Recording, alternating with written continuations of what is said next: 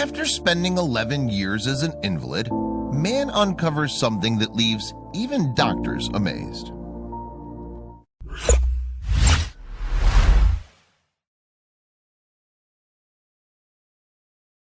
But before we start, please give the video a like and make sure to subscribe to Wonderbot and hit the bell so you'll never miss any uploads from us. At the age of 21, when you've just started to feel the energy of being youthful, you feel like you can do anything in this world and you can achieve anything. You're full of liveliness and your body feels powerful and positive each day. You wish to discover the whole world around you. But what if one day you get a devastating health report of yourself that you were not prepared for? That your body would not be able to support you in your future endeavors? Would you quit? Or will you be strong enough to fight? Doug Lindsay, a 21-year-old college-going student, was given a piece of news by the doctor that left him shattered in the middle of the journey of his life. Just when he'd thought that he'd soon be finishing his college or begin a career, he'd have to quit it altogether. Did he also have to quit trying? Or did he have the courage of fighting back to something that even the doctors had no solution for? The story takes us back to the year 1999, when Doug Lindsay, a senior-year college student, was 21 years old. He just finished summer program in researching biochemistry at the University of Kansas and had then planned to return to his own school, a Jesuit college, Rockhurst University in Kansas, Missouri. Just like every other college-going student, Doug had dreams of his own which he wanted to fulfill. Doug always wanted to be either a professor of biochemistry or a writer for the show The Simpsons, since it was his favorite show. But little did he know that all his dreams would go in vain in one single day. Doug's life took a turn on an evening when he was returning home from his first day of classes in college. Something happened to him that left his life altered for the remaining course of it, and certainly not in a positive way. Life was going perfectly fine for Doug, who had thought that he'd soon be finishing his final year of college and start working on his career goals. But on that very first day of his last year of college, something happened that made Doug drop out of college just when he was so close to getting his degree in biology. As soon as Doug finished his first day of class and started walking back home, his heart started pumping abnormally, and he had started to feel uncomfortable. He reached home somehow and was sitting at his dining room table trying to catch his breath when he collapsed suddenly and could feel the whole floor spinning around him. Doug could not understand what was happening to him. He'd been perfectly fine when he woke up in the morning, and he'd had a productive day at college. Then what had gone wrong? Even lying on the floor didn't feel like it was low enough, he said. The sudden condition that Doug had started suffering from could not be related to his past activities because Doug had always been an active sports person. He'd always been into athletics and a healthy student all through his life. Then what could have possibly been the reason for the sudden downfall in his health? The sudden ill health was not a one-day occurrence in Doug's life. His health kept deteriorating each day after that, and there was no going back to being normally healthy again. He had a constant muscle ache and was unable to walk any further than 15 feet at the maximum. Things did not seem to get any better in regard to his health, and so Doug finally decided that he should visit a doctor because this was something more than a casual illness, and he needed to know what was going on in his body. Ignoring the frequently occurring dizziness and the fact that he could not stand for more than 2 hours a day was not going to be the solution. The biggest difficulty and risk that Doug had to face was orthostatic intolerance, OI. OI is a condition in which a person is in an upright position, his heart rate escalates, and the blood pressure drops rapidly. The person's unable to stand for too long, and if he does, he's at risk to a heart attack or a stroke. Things were only getting worse for 21-year-old Doug. Soon it became impossible for Doug to even do daily chores, and therefore he had to drop out of college with a heavy heart.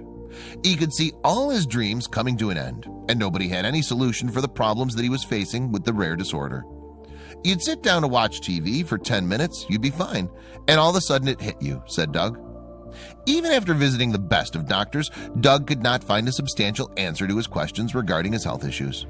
The doctors were unable to understand or justify Doug's condition, and whatever treatment they were experimenting him with was proving to be of no use at all for him. When Doug was bedridden for so many months and no doctor was being able to help him, he decided he could not just sit back and see his life deteriorating in front of his eyes. He had to take up matters into his own hands and find the answers and solutions. Doug had decided to fight against his rare disease, And what he did next surprised the whole world. He did something extraordinary, said John Novak, spokesman for Inspire, which is a social healthcare network for patients with rare diseases.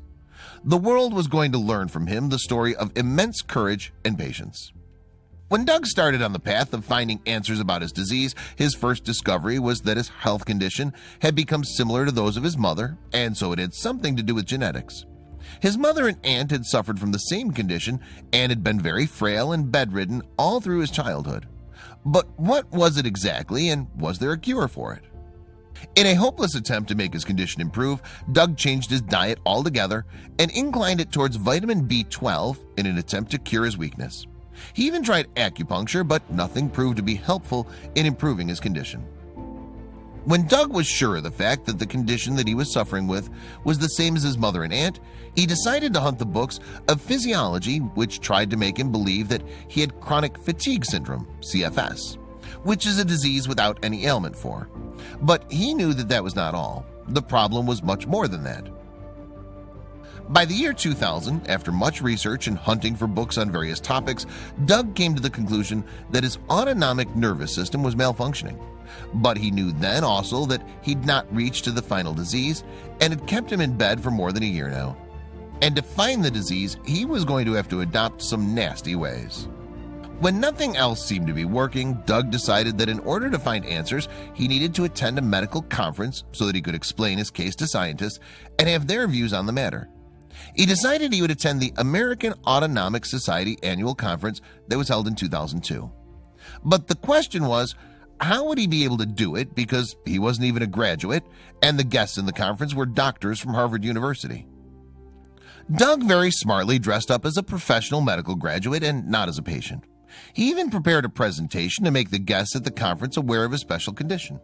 He proposed and named a certain drug that might be able to help him, but all other scientists disagreed to his impossible proposal, which was obvious because he had no degree for himself and all the people there were highly educated and experienced.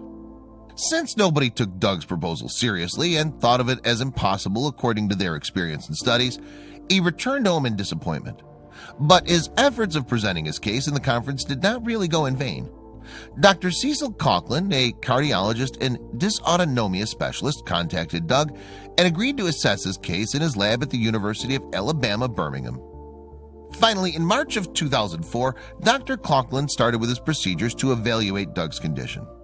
Doug underwent a tilt table test wherein he was laid on a flat whiteboard and his heart rate and blood pressure were compared in two circumstances: when he was laid on the board and when he was raised straight up along with the board to which he was tied. The results gave a final conclusion that Doug was dysautonomic. After the test conducted by Dr. Coughlin, Doug returned from Birmingham with a positive hope that some non-cancerous tumors can be a common cause of adrenaline malfunction and can be removed via surgery. But Doug's optimism turned into pessimism when the radiological scans conducted did not detect any tumors in his body. Upon further investigation by the best doctors in the field, a new detection came out that Doug did not have any tumors, but his adrenaline glands are abnormally large. For this, the biology student knew that the only solution would be to get them removed from his body altogether. There's hardly been any person who's got his medullas removed because they acted like tumors, and there have been only 32 such cases of bilateral adrenal medullary hyperplasia. There's been no book or surgery that's been invented for the disorder that Doug was suffering from. So he made up his mind to invent surgery for himself. After reaching into the depths of his disease, Doug made up his mind. If there isn't a surgery, I'm going to make one. He showed strength like no other patient suffering from a disease like this. Very few people understand and think about their illness with the level of resolution that Doug thinks about his, added David Robertson, a neurologist and professor of medicine at Vanderbilt University. Doug was finally coming closer to his destination of finding a surgery for his ailment. In 2008, while going through medical books, he found a study from a scientist that had summed up a procedure that Doug found helpful, described as follows. You slice the rat's adrenal gland with a razor blade and squeeze it so the medulla pops out like a pimple. Doug had a solution: the surgery. He'd worked extensively to reach to this conclusion, and the next big step now was to find a doctor who'd be ready to undertake the risk of conducting a surgery that was never before conducted on humans, but only in rats. In the beautiful month of September 2010, Doug had his first surgery and successfully got his adrenal medullas removed, after which Lindsay was able to easily sit up straight for 3 hours and walk up to at least a mile. He underwent a second surgery in 2010, and by 2014, he had almost all of his medullas removed. But this was far from the end of Doug's journey. The rare case of Doug has still not reached a stage where researchers could know fully about it. There's nothing known about it in the medical community, neither its reason of existence nor the perfect cure for it. The community has still not come very far from the fact that the disease is called bilateral adrenal medullary hyperplasia. Doug saved himself from the rare disease through his endeavors, but there's one person he was not being able to help, even after trying so hard: his mother. Among all the happiness that he deserved for having fought his illness, there was the sad news about his mother's deteriorating health. The doctors told Doug clearly that his mother was too weak to undergo the process of surgeries and treatments. She was too delicate for any change now. The only part that she could move by herself in her body was her neck, and chew not completely. And where on one side Doug's health was improving, his mother's health kept declining, and he lost her in 2016. After his recovery at a pace, Doug went back to school and decided upon finishing his degree, which he had to leave in between because of his disease. He started his career from where he'd left, even if it was 16 years later than he had expected to. He walked the graduation ceremony at Rockhurst University in 2016, but unfortunately his mother was not there to see him walk on the stage. The most important part of Doug's story is his positive outlook towards his life, no matter how hard the conditions are. He was adamant on finding solutions. His friend Zach Jones recalls, "Here he hasn't even graduated from college yet, and we roll him up to these PhDs so he can challenge their ideas and have a discussion. These guys have been studying this stuff for a long time. They know what they're talking about, and he'd be able to go toe-to-toe with them." What Doug did in difficult times, not everyone can do.